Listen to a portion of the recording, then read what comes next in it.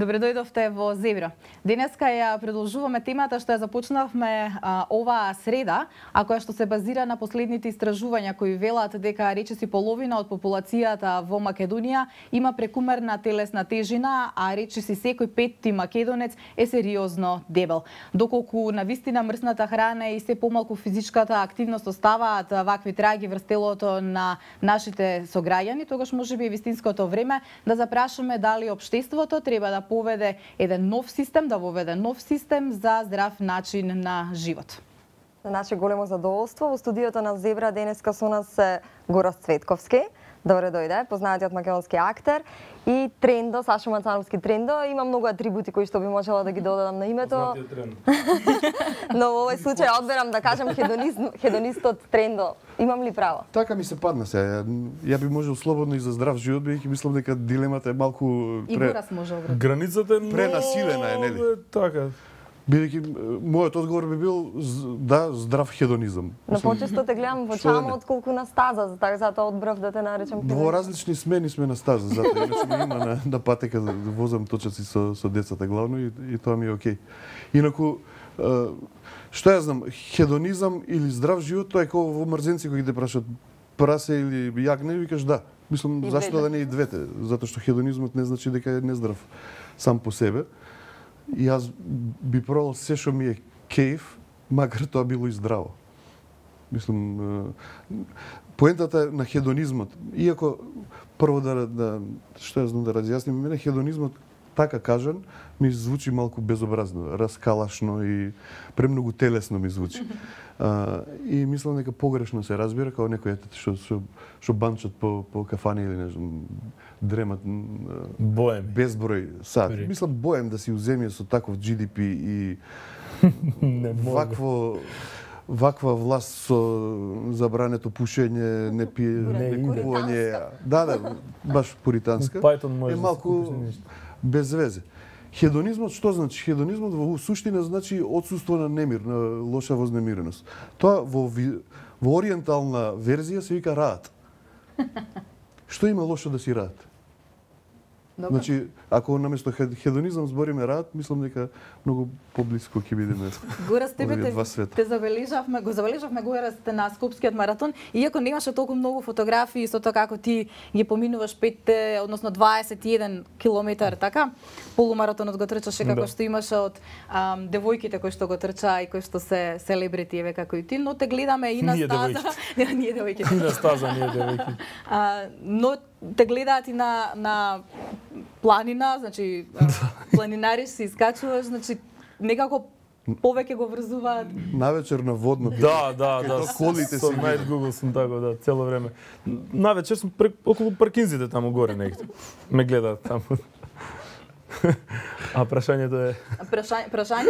Прашањето е колку време во текот на еден ден одвојуваш за физичка активност и дали можеби со тоа компензираш остатокот од денот во кој што си раат, што би рекол. Раат, да. Ама добро, значи да се разбереме прво пред се. Јас себе се доживувам како хедонист. И тоа значи како тежок хедонист. Јас сакам па седни овде. Па се мислам од преска пошто како што збореше Трендо ја ваков цело време. Точно. И тоа е точно. Значи јас сакам да станам од сабајле да гледам 2 серии, па да изедам нешто, па да седам да поиграм 5 сата на компјутер, па да легнам да гледам филм, така да јас уживам, не е дека не уживам. Сега тоа што вежбам редовно и што трчам или што спортувам не ме прави помалку хедонист од другите.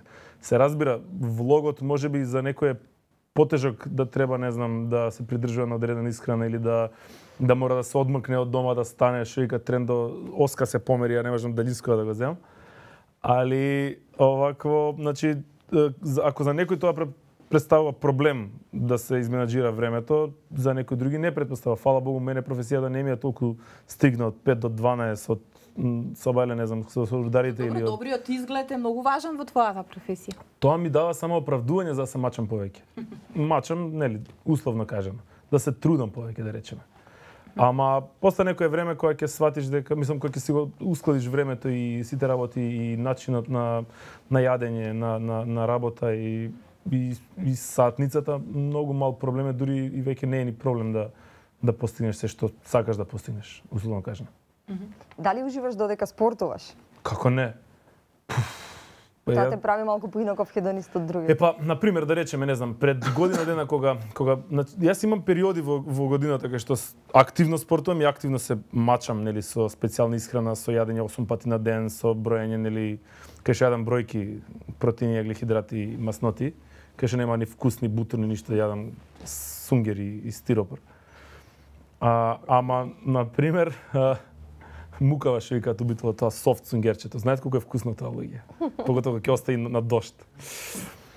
И не знам, лани, например, кога си го правев тој овакото, бев навлечен на подкаст и не знам, тогаш излегуваше една игра Диабло, се викаш, и јас едва чекав да излезам да трчам за да си слушам подкаст, да видам што се случува. Сега, например, додека сум на точак во теретана, гледам, не знам, надпревари во спортови, не знам дали возење, дали некои стратегии, така да ја едва чекам да дојде тој момент и немам никаков проблем со тоа. Тие 25 минути ми се онака пушти мозок на пасање. Трендо, ние балканците некако важиме за олимписки шампиони во категоријата турска гимнастика, што би се рекло дремка после ручек, оној лезет што би го или рад што би го рекол те. Кога ќе спомнеме хедонизам, речи си никогаш во нашата медитеранска душа не предизвикува тој збор асоциација на некој што спортува, што трча, туку на некој што седи во кафана, ужива во животот, уживање во животот би го нарекла хедонизмот. Можно ли е ние да се откажеме во името на здрав живот колективно како нација од тој хедонизам и ќе изгубиме ли нешто од нашиот балкански шарм, бидејќи кога странците ќе дојдат тука го забележуваат тој шарм? Не гледат како дремеме, отприлика. И викаат браво, бе, дечки. Па ние и мексиканците. Нигде не.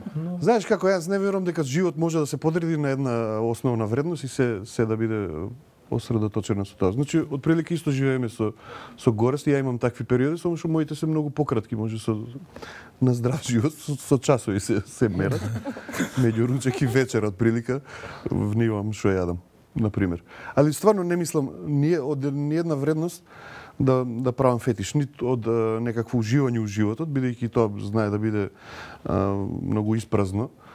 И знаејќи го тој свет, на пример, гастросцената, па има милион црепови што седат по кафани, не дека се тие некакви си ја развиваат слободната мисла, па јас стварно се трудам кога седам со мои луѓе во кафана, тоа да биде стварно славење на животот, на пријателството, на слободната мисла, на глупавата мисла што е неограничена со не знам, дневни потреби и бркотници. Ама од друга страна па ете, има секакви црепови и на патека и во кафана. Значи по мене, она кој што викаше Тони Бурден, телото е луна парк, не е храм. Значи телото е нешто со кое треба да се играш и а не да му пристапуваш богобојажливо како кога влегуваш во храм. Така да, што ја знам, хедонизмот мене ми е близок затоа што е интимна ситуација. Значи, мене петлето ми кажува што ми прави кеф. Значи, не одлучувам дека тоа ми прави кеф откако сум прочитал 4-5 научни студии на таа тема, оваа салата те прави среќен. Или не знам што. И плюс, многу зависиш во здравиот живот, целата индустрија на здравје, што е прилично вака агресивна последниве децении, а која што може да се следи од оние раскалашните хипи години па наому кога се смени целата таа парадигма. Има некоја превара у сето тоа, пошто мислам дека е индуцирана од државата, бидејќи државата многу полесно и повеќе пари има од здравје отколку од дрога. Дрога ќе се мушне и преку овој преку оној. А ова од видеокасети на Джейн Фонда до бескрајни се можностите да се... Државата или корпорациите? Држава, корпорации, медиуми. Знаеш, ти кога ќе видиш од тие пробиотските јогурти како вака ти проаѓа низ цревата и све ти отпушува, ти стварно имаш чувство и ви како ќе ме отпуши. Ќе те отпуши ништо, ќе легне тоа јогуртот у желудот и ќе бамбори со сите други. Ама 100 пати кога гледаш како те отпушува како веце шолја, онда си викаш мајку, ова врска и денес кога гледам реклама за шампон кој ќе направи типката вака. Не знаеш дали е 3D студио, дали е стварно и ми да го купам шампонот. Иако немаш коса. Да, без разлика што немам коса. Ние во првиот дел од емисијата зборувавме и за тоа како ги представуваме Што сте зборували? здравата храна, како ја представуваме на нашите деца, како ќе продадеш брокула кога некој, независно дали има 1 или 5 години, кој ќе ја помириса, едноставно сака нутела, нели? И овие последни истражувања велат дека секое трето дете во Македонија има прекумерна телесна тежина, односно е дебело, така да се каже. Американци. Дали како родители сте загрижени, можеби, и внимавате многу повеќе околу тоа што вашите деца јадат отколку за себе, да кажам? Хајде, колега. Ти си постарам, ајте, јас. Добра сега, јас сум со оглед на тоа дека мојот наполни 1 година денес. Ја не можам многу да му се мешам во кашите, да. Ја обично набавувам, јас сум набављач. Председател на куќен совете, нели, жена ми, така да она гледа што ќе яде, како ќе яде. Ние пробуваме да му протнеме една многу мутава филозофија, ќе видиме дали ќе успееме. Од едни пријатели наши кои дознавме тоа дека не му има дадено детето чоколада веќе 4-5 години. И детето стварно, јас со мои очи свидов, дома доаѓа буричка по тоа фрижидерот и си вади морков и со морковот си дреме. Последно време му се пријаде отиде си зема брокула, почна да си ја џвака. И си викам да пробам јас, така да не избегаваме, значи забрането е стриктно по бабовци, по дедовци, љубов да не купуваат со благи работи. Па доколку ќе издржиме, ќе видиме. Мада од друга страна па секојаш јас викам сега да му се плукна му животот ако не уживаш. Ако треба цело време сега морков да компензира така е, така. Јас фалам на Бога, мене ми е вкусно да јадам брикети и не знам пресува норис и такви работи. Кога нема да ми биде вкусно веќе, ќе веројатно ќе барам некој друг извор сорс за тие работи. Сега дете додека е мало, можеш да го подлажуваш. Со пластика. Па тоа е, децата се единствените кои вреди да се трудиш околу здрава храна. Мислам, големи е што ги луѓе, што нивно е, и нивно е да си ги имаат информациите, па нек си решат што ќе јадат, дали ќе јадат ова или она. Мислам, со what. За децата е стварно битно, пошто се трупови, па онда си го пратат само инстинктот без разлика тоа како нутриционистичката табела кажува. Ова сега го кажа само ја да имам грижа на совест као татко трендо не успел да не им дава чоколада. Лапа од моите, мислам, што ја знам, 3 лече на мате му е милен или не знам, мене ми е окей кој ќе одиме у Ригара Сити и кој ќе бутаме по добранци. Ништо страшно не гледам во тоа. Нормално дека гледаш да се храниш што поздраво, ама не му правиш притисок околу тоа, не знам. Ова јади го затоа што е здраво. Кој дете тоа ќе го разбере на тој начин? Гледаш со мали трикчиња, некојаш ќе маскираш нешто, некојаш ќе компензираш со подоцнежна ветување за награда, ако се изеде тоа и тоа. Али децата се стварно во однос на здравјето единствените кои вреди да се малтретира човек на оваа тема. И спортот, и можностите да се спортува во земјата, и сето тоа мене ми е сосема окей. Спортувате заедно? Возиме точаци заедно. Играме фудбал со малиот заедно и слично. Не е посебно дека...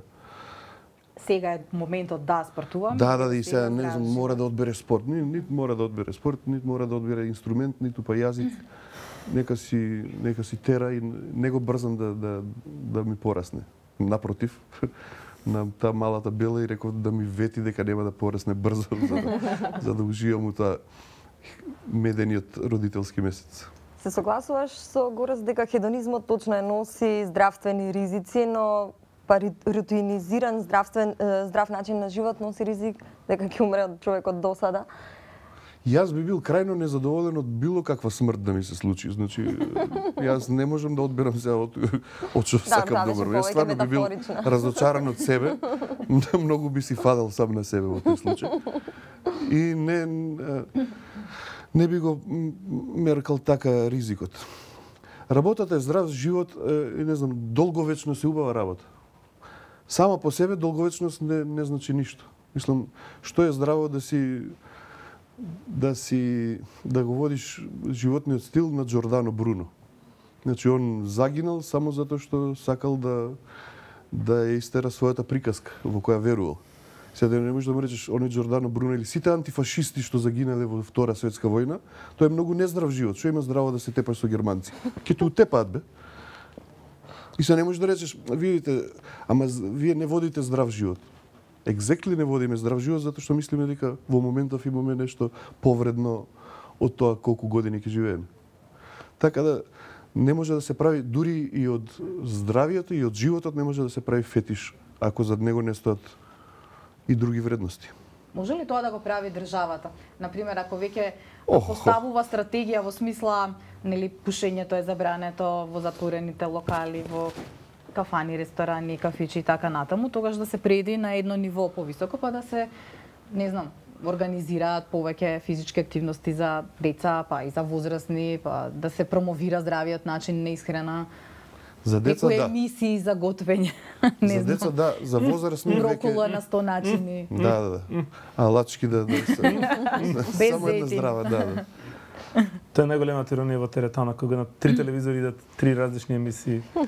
Со што поише запршка. А сите тука се потопнели, се килават, се тегават да издржат ше 2 минути, ше 5 минути. За деца вреди, извини, за возрастни не баш. Јас многу држам до таа некаква линија на моја приватна сфера во која не сакам државата да ми се меша затоа што ме третира како малумен тогаш и за пушењето и за сите други работи. И мислам дека е многу лицемерно држава која дава 30 милиона за субвенции на тутун. Значи од мои пари, од сите пари, сега да не збориме народни пари, ама сериозно го помага производството на еден производ кој после ти го забранува или ти вика дека тоа штетно. Тоа е лицемерно во однос на вредносната структура на овие што ги носат. Или е штетно или не е штетно, ама било за извоз. So what? Ништо не менува тоа ако тутунот е за извоз, па ти го помагаш со државни пари. Ако си решил дека тоа отров и дека не треба луѓе да го зимаат, тогаш е глупо да заради некакви други интереси, знаеме кои, даваш 30 милиона за да го помогнеш производството на тој тутун. И сите други работи, не знам, може да објекти за масовен спорт може да прави, меѓутоа да ми одредува колку пати годишно ќе правиш нешто, не, малку е преневкусно. Ама веројатно може. Горас, бидејќи ти спортуваш редовно, сум приметила дека временските услови нема да спречат еден скандинавец или холанѓанец да спортува, тие трчаат и помагла и на дожд. Ние македонците се будиме кога пролет ќе дојде, некако сакаме комодитет дури кога спортуваме. Дали сме хедонисти во тој аспект? Јас, види се, јас сум активен толку спортски, значи, како што сум сега, последниве 3 години да речем. Ја претходно беше 2 типа спорт. Летно време сунчење и пливање, зимно време скијање, толку беше. И од кога почнав да малку повеќе да се малтретирам или да уживам во оваа работа, многу луѓе ги има што не многу него премногу, јас не сум ни свесен кога ќе видам колку луѓе се бават со добро да душе са точаци малку и помодарство и мода. Мада без разлика голема работа, може би порно да е тоа отколку да е коцка на пример. Сега ако гледаме така. Али има многу луѓе кои што ниту проблеми ми е време, ниту проблеми ми е во кое време на денот се случува тоа. Едноставно немаат обструкција од ниједна страна. Си тераат програма некоја или не знам, ако им е кажано дека он 2 пати дневно треба да се трча, и јас на пример се трчам без разлика. Наоѓам време, значи кога се сака да се најде време, мора да се најде време. Се живош себе си како помодареве, велиш точаци, тоа Абе не, сега некој прочитав некој наслов, мутав таков на некој од тие порталите дебилен, Скопски маратон стана помодарство. Сега не го разбирам кој е момент, кој е моментот на помодарство. Помодарство е да се изначиш да трчаш 21 км, тоа е помодарство или да имаш опрема. Дали тоа се должи на промена на свеста кај луѓето? Во овој случај нема никаква врска опремата. Никој не ја спомна ниту опремата, никој не кажа дека заради облеката, него едноставно дека сите луѓе што сакале да се пријават и се пријавиле, било помодарство. Такви работи на пример ме вадат од памет.